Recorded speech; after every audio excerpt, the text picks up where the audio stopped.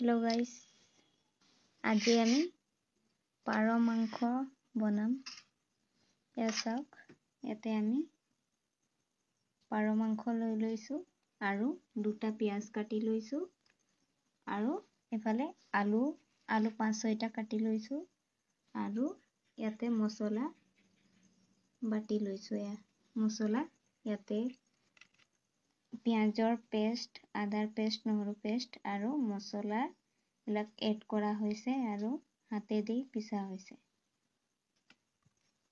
এতিয়া ভিডিওটো চাই থাকক, আমি মাংসটো কেনেধৰণে বনাম। তো চাওক, আমি এখন চৌকাত বনাম আৰু চৌকাত কেৰাহী এখন পাতি দিছো। কেৰাহী আমাৰ গৰম হৈ গৈছে, আমি ইয়াতে এতিয়া তেল দিম।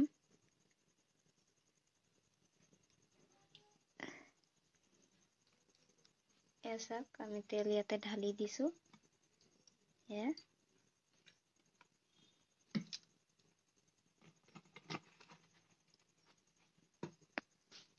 ইয়াতে তেল আমাৰ গৰম হৈ গ'ল। এতিয়া আমি ইয়াতে পিয়াজবোৰ দি দিম। পিয়াজখিনি দি দিম।